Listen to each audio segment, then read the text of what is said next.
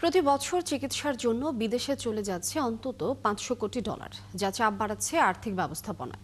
এই তথ্য উঠে এসেছে ঢাকা চেম্বারের এক সেমিনারে। বক্তারা বলেন, অদক্ষতা, দুর্নীতি, কম বরাদ্দ আর মানসম্মত সেবা নিশ্চিত না হওয়ায় আস্থা নেই দেশীয় চিকিৎসার ব্যবস্থায়। তাই সুশাসন প্রতিষ্ঠার উপর জোর দেন বক্তারা। মইনুল হাসানের রিপোর্ট। স্বাধীনতার ৫৪ বছরেও খুব একটা বদল আসেনি স্বাস্থ্যসেবায়। বরং অদক্ষতা, দুর্নীতি আর দক্ষ জনবলের অভাবে সঠিকভাবে ব্যয় হয় না বরাদ্দের টাকা। এছাড়া সেবার মান নিয়েও আছে প্রশ্ন। তাই উন্নত চিকিৎসার জন্য অনেকেই নির্ভর করেন বিদেশের উপর। এজন্য প্রতি বছর দেশ থেকে চলে যাচ্ছে অন্তত $500 কোটি, যা তুলে ধরা হয় ঢাকা চেম্বারের এই সেমিনারে।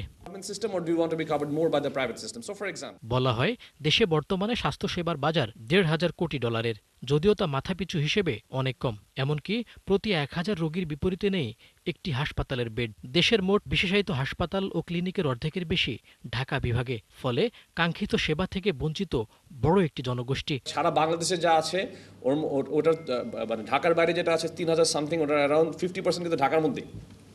So 75% of doctors in Dhaka, 70% of population is rural. So you can clearly see the difference. আর মাথাপিছু স্বাস্থ্যসেবায় বরাদ্দ মাত্র $১,০৭০, যা দক্ষিণ এশিয়ার দেশগুলোর মধ্যে সর্বনিম্ন। এমন দুর্দশা থেকে মুক্তি পেতে দীর্ঘমেয়াদী ও সমন্বিত পদক্ষেপের পরামর্শ দেন আলোচকরা। আপনাকে একটা হেলথ ফাইন্যান্সিং স্ট্র্যাটেজি থাকতে হবে।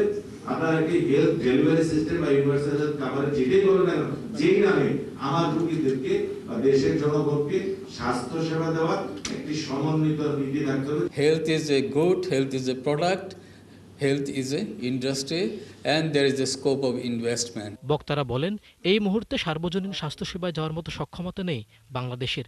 তবে প্রযুক্তি, পরীক্ষাগার ও দক্ষ জনবলের উন্নয়নে বিনিয়োগ বাড়ালে বিদেশে যাওয়ার প্রবণতা কমবে বলেও মনে করেন কেউ কেউ। গুণগত মান নিশ্চিত করতে একটি শক্তিশালী হেলথ রেগুলেটরি ফ্রেমওয়ার্ক গড়ে তুলতে হবে, যেখানে হাসপাতাল, ক্লিনিক, ল্যাবরেটরি, ফার্মেসি কার্যক্রম নিয়মিত অডিট, লাইসেন্সিং, রিনিউয়াল, পারফরমেন্স রিপোর্টিংয়ের আওতায় পরিচালিত হবে।